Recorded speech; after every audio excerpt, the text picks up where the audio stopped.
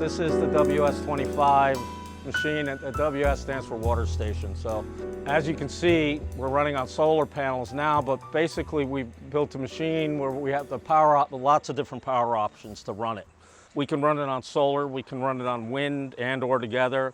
We can plug it into the wall, 110, 220, and then we can also run it on DC backup battery for about a 14-hour run, 13 to 14-hour run on 48-volt DC. So basically, it runs on almost anything you can give it. So the noise you hear of the machine, this is as loud as it gets basically. So it's pretty much silent, so you can put it in residential areas or camps and things like that. Normally we have a wind turbine with the machine, but we're redesigning now so you don't see it, so you're gonna have to make believe there's one there. But when you get this machine, everything including the wind turbine, solar panels, all the brackets fit inside this machine.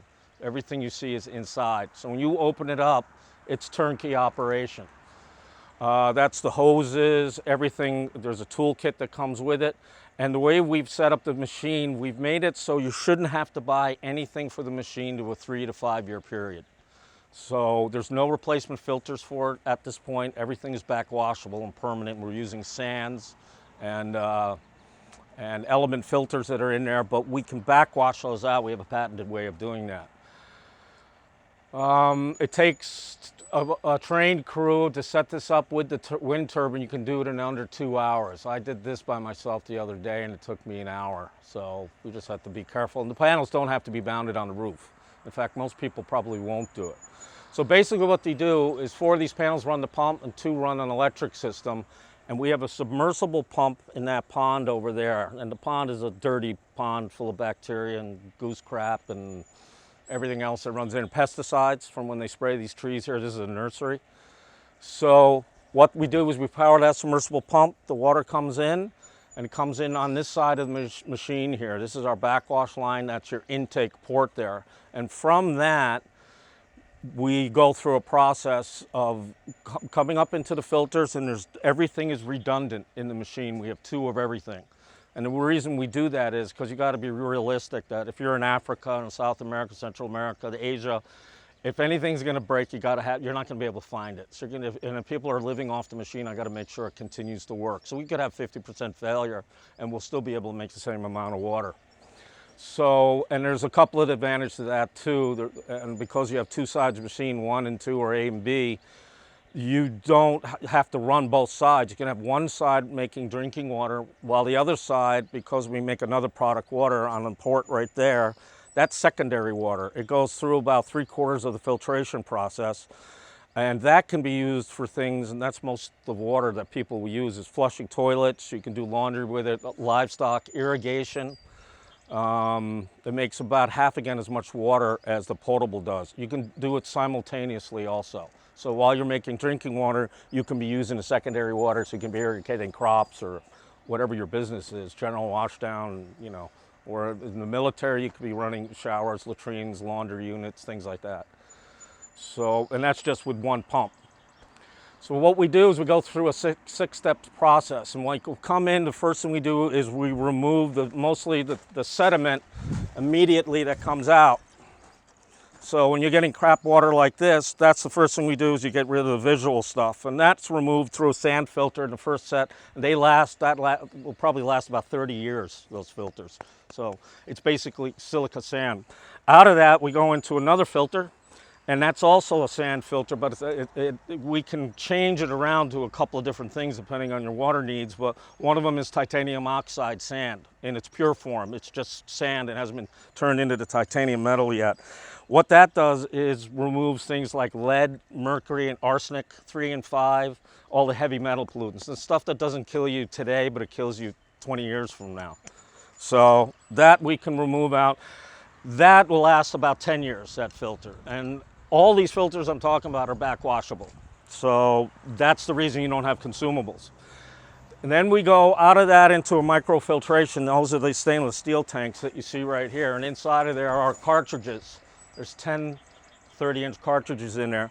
You don't have to replace those. We've developed a way and patented a way of backwashing these filters out by making water go reverse through them with drinking water that's stored in one of the tanks we have in here. So you have a stored 30-something gallons of drinking water, and when you need to, you backwash those out with manipulating the valves up on the control panel. Out of that, we come to, at this point, we've now taken the water down to either 5 to 1 micron, depending what filters you decide to put in there. We come out of that, we go up to UF filters. UF is for ultrafiltration. It's also a backwashable membrane in there. We're not sure how long that will last because they've only been making them about 7 or 8 years. And so they say, you call them up and you ask them how long it lasts, they go 7 years. And next year they'll say 8 years. So we're going on that one too. So what it is, it's ultrafiltration, and it takes it down to 0.02 micron. Bottled water you buy in the store, generally, once they've stabilized, they use a reverse osmosis and stuff, ends up being about 1 micron or a little less. So we're taking it down about 20 times cleaner than that, 0.02. Out of that, we're going into coconut shell carbon filter. It's oversized, so it lasts a long time, 3 to 5 years. And that's a polishing filter, so that'll take out your VOCs, volatile organics, petroleum products, insecticides, any chemicals, basically, any industrial man-made pollutants. And out of that, we go into a set of UV lamps, ultraviolet treatment, which runs off solar panels directly. So we really have the only line, as far as I know, in the world of UV equipment that can be operated off solar panels and or wind turbines. When you have water that's at 0.02 micron, you can drink it there, but then going through the UV, that's your insurance policy. If it goes through this machine, you can drink it. And that's basically what it is. So when we get up to the control panels, I'll show you, we give training for people who operate the machine. It's not hard to operate. A couple of days of training and we certify you on it, and I can show you some backwashing, what we can do, and I can probably do that right away. That's our battery bank right there. There's 4 batteries there for a 48-volt run when you want to run it on DC. Everything is removable. The shelf comes out, everything's on unions. I can get those 2 tanks in the middle there out in about 2 minutes. So everything, if you need to repair it, comes out and gets put back in. You just reattach unions. It's pretty simple. So if it was a sunny day, this is what we would have. That is generally the flow that we have. That's potable water. Our source is that pond water. And that's the business we're in. So this right here is about 15 gallons a minute, approximately. And we can generally, depending on water conditions, how high we're pumping and how far and things like that, and what the conditions is of the water, we can do up to 20,000 gallons a day. Generally, in realistic terms, and if you stay on solar, you're just pumping during the day and you don't have wind at night or something like that, or you don't plug it in or go to batteries, you can probably make 12 to 15,000 gallons of potable water a day. Your maintenance schedule is all dependent on what's in the water. So like if you're in a well, wells generally are cleaner because you don't have sunlight. So things don't start to grow and blossom and stuff like that. It's in the dark. Problem with ponds is you've got sunlight and things hatch. You know, that's just nature. So like a well, you might only have to do a backwash once a week. This water here, especially if it rains, you'll see a cloud up. This is every day. You don't have to, but if you don't do it every day, it'll slow down because it'll start to plug up. So I'm going to do a backwash. Why don't you hold this for me? I'm backwashing the first 2 water filters. This is the first step. This is the sediment removal part. And you'll get a gist here of what actually we're taking out of the water. It's going to turn into coffee. Oh, because you're pulling out the sediment. Yeah. Yeah. So dirty or then clean. So you can see what's happening with the water? Right. And it's going to get much worse than that. Okay. Now this is real good irrigation water because it's like Miracle Grow. Yeah, it's totally full of nitrates, like ammonias. You're getting, yeah, exactly. Rivers have, because you have all those suspended solids in there. If you can concentrate it, this is like an accidental thing. We're just concentrating all those nutrients because we catch them. But this would be really good to irrigate with. So this will get worse. So this would be done on a daily basis. You don't have to do all the filters. Mostly you probably just do 2 sets. This one and the UF filters, and I can do that. And the backwash process is what? Depending how dirty it is, but in this one I timed it the other day, it took me 35 to 40 minutes. And so you'd have a crew come And by the way, all these valves, there's valves on the outside and things on the other side. You don't have to have any valves here. So the people that own these machines and do the maintenance on it, it all could be all locked up. It'll run automatically. So you lock it up, they have the key to get in there. People can't screw with it. They come once a day and they do this. And you see how dirty this is getting? So that's basically the business we're in. Everything in here is on purpose is designed to be manually run by a person. I don't want any automatic timers, solenoid valves, clocks. They all break. And when they break, where the hell are you going to get it fixed, you know, if you're in the middle of Botswana? So you're not going to be able to get it. So I purposely made the machine labor intensive. And that also does another thing. It employs somebody. Or, you know, 3 people, 4 people who take turns running it. If you actually do the math on this, this is why water is upside down. The engineering for water and everything, people tend to overthink stuff on it. This water, in my calculations, is worth about 11 times more than this water. The reason is we have to make this water become that. In here is education, it's engineering schools, universities are built, people start trades, there is a trade in it, there's plumbers. By having dirty water, this generates money because we have to start cleaning this water. You got to remember, if you look at the planet and all the places where you can't drink the water, it's most of the planet. You got North America, got Canada, United States, we're pretty good here. Northern Europe, they're pretty good. Scandinavian countries, fine. You get down to Southern Europe, it gets iffy. Africa, Mexico, Central America, South America, most of Asia, it's in the black. You drink the water, you die. It's still the #1 cause of death for kids, is water. If you're in an urban area and they have water pressure, you have set this machine up, you can do a whole building of it, you use their existing pressure. You don't need the solar panels, you don't need the pump. You just tie it in out of a water main, it goes through the machine and it goes into a building and you can do the whole building. So this machine is perfectly suited to be in an urban environment. It doesn't have to be in the Serengeti. You see the condensation? The machine gets wet a lot because it sweats. That actually cools the machine down. So like on a real hot day, I've gone in here and closed the door and sat in there because it's like AC'd. So on the other hand, in the winter I've crawled in there to warm up because it's geothermally heating itself from the piping. That's like an incidental thing. If there was water at the top of this hill, if there was a spring up there and we ran a line down to this on a siphon, we could run this. All I need is about 40 pounds of pressure so I can backwash it. So our intake here comes up, all of the plumbing and the backwash, the hoses and everything, this is all certified to code. So it meets or surpasses all DEP and EPA standards and WHO, World Health Organization, codes for what potable water has to be in. So 304 stainless, I didn't turn it on, that's why. 304 stainless, so we make all this stuff up here. So this, you could put this in Sloan Kettering Hospital, it would have to be approved.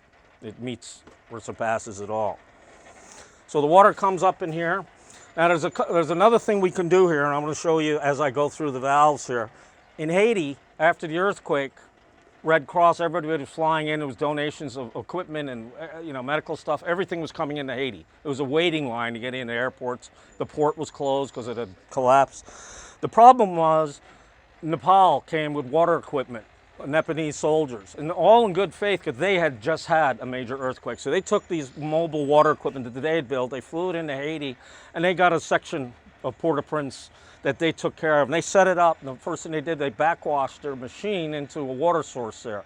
It turned out there was cholera inside the water that they brought. They didn't mean to do. It was stored old water in there, so they backwashed it out. In a matter of 6 weeks, there was cholera in Haiti from one end of the country to the other end of the country.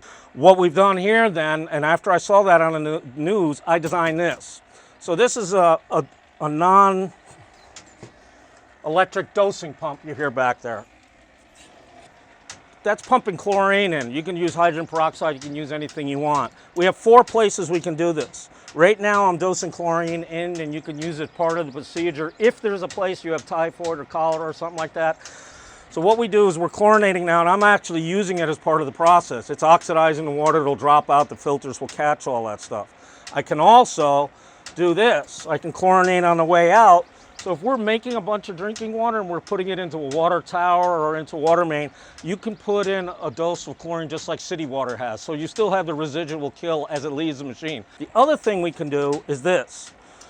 Now we're dosing in all 4 ports, and I can shock the whole machine just like a swimming pool. We can hyperchlorinate it. So if we're in a spot right now and you're with the Nepalese soldiers and there's cholera at this water source, I can shock it and then you shut it off, right? And you shut the water off. And now they're gonna move this machine to another water source. You just leave that chlorine in there, and it's gonna kill everything in there. And now you haven't transported a disease from one water source to another water source. So this way, this water is inert. It looks like crap when you backwash out, but it's supposed to. It's dropped everything out of suspension. The machine has basically been sterilized. And then you wash it out when you get there. But it's not going to have cholera in it, it's not going to have typhoid and so on. The machine has 2 sides, and that's when I was talking about the redundancy before. Side 1, side 2, A and B, whatever you want to call it. And the reason I did that is you don't have to, you can have one side cleaned up. So what I just did here is we're only running water now on this side. I've shut this side down. And what's good about that is you can keep this side clean because you can almost make just about the same amount of water. So you have a backup if anything breaks, obviously, it's good for that. But this side keeps clean, so when you come to do maintenance and wash this thing, you just come over here and you open up this side and you close this side, and now you can backwash this side out, but you're making the water here now, so there's no interruption in service, okay? Yeah, 2.2. Yeah. So the machine, it just shut off because no one's using the water, so it just shut off automatically. No one's using the water, it goes up to about 70 pounds of pressure and shuts off. When people start using the water again, it'll just kick on by itself here, and you'll see the reading once again as it kicks on. It gets down to about 50 pounds, and it'll turn on. And it'll do that automatically. So in the morning when the sun comes up, just as it's cracking over the horizon to the east, and I get 10 watts of electricity, like the same as a Christmas light bulb. I can make about 4 to 5 gallons a minute with 10 watts of power. And that's really low. That's our energy source, and we can still push it through a 6-stage filtration process and be able to drink out of it. So you think about one Christmas light bulb and that energy in there, you can make 4 gallons a minute of drinking water for whoever needs it. If you have a bottle of water, drinking water, it takes another bottle of water like that filled with diesel fuel to make that drinking water. It's 1 to 1, so it's a gallon of diesel to make 1 gallon of drinking water. That's completely inefficient. And that doesn't even talk about what the petroleum product you need for bottling water and driving it and putting it in a truck and hiring a driver and the business you were in, right? You know? But it's the moving water with solar and putting it at the source and getting it as close to possible where people consume it is the best way to move water. Water's heavy, and the best way to move it is with gravity, all right? If you're gonna have to take water and move it uphill or pressurize it or filter it, using solar is the best way to do it. And the reason is if you own this machine for a 3 to 5 year period, a gallon of water costs about 5/1000ths of a cent a gallon. That's the cheapest potable water in the world. So if you go to a water main in Mexico City and you just pipe it into this, we'll take it and clean it. We turn it into great, you can do a whole building. So you think about places where tourists go, but you can't drink the water. You can do a whole resort or a building or a hotel with one of these, or 2 of these, whatever you need. And you can take care of the whole thing. You've solved it. You don't have to hyperchlorinate it. It's not gonna make any noise. There's no generator. Most of the time, what you'd want to do is you'd have a water tank on a roof and you gravity feed the building. So this would feed a tank, is the best way to do it. So another reason that you see this machine and why it's this size, once you get into developing nations and third world areas, you can't get anything much bigger than this down whatever their version of a road is. It gets so remote. So we had to make it realistic that you could get it into somewhere, back it in, or be able to lift it up, or excavators there and can push it around and so on, a bulldozer. So we had to do it. So what we've done is, if you need more water than this can make, well then you buy another box and we tie them together so it's like Lego. You can put them on top of each other, put them next to each other, put a header together, and then you can dedicate, one of them just has carbon in it, one of them has the sediment removal. You can move stuff around. You have the option to re-engineer the machine without changing anything physically. You can just rethink it. So you have that option, right? And then, so you tie them together, put them on top. It's Lego, I like to call it, and you just stack them. The gauges, they're going to tell you when you have to backwash. Generally, you see how close they are together right now. That's good. So if you have one over here and the next one is back over here, you know you're plugging up. The water's not getting to it. So these 3 gauges is this side here, 1, 2, 3. So this first one is these first 3 tanks, then the micro filters, and then the UF filters. It's the same on this thing. The fiberglass tanks, micro, and then UF. So it goes in like this. So they should always try to match each other, and if you look at them, they will, except I have one size closed. And that's it. So we go through the process, and then we go to tubing that's approved for drinking water, so you don't have hose residual. So we come out of here, we go to this, it's called NSF hose, and we're back into the stainless steel, and this is our UV, which is actually being run off 2 of those panels. And that will radiate the water, so you don't have to use chemicals. And you can also, when the bulbs go out, you can run just one side, and it shuts off that side. So you can do the maintenance on it. This is where we store drinking water for backwashing, the micro tanks in the back. All of this is on union, so it all can come off for repairs if you have to. It's fused. And there's check valves everywhere that I told you about inside the machine here, so the water cannot go backwards. You know, that's pretty much it. This is what it is. So how many do you guys want?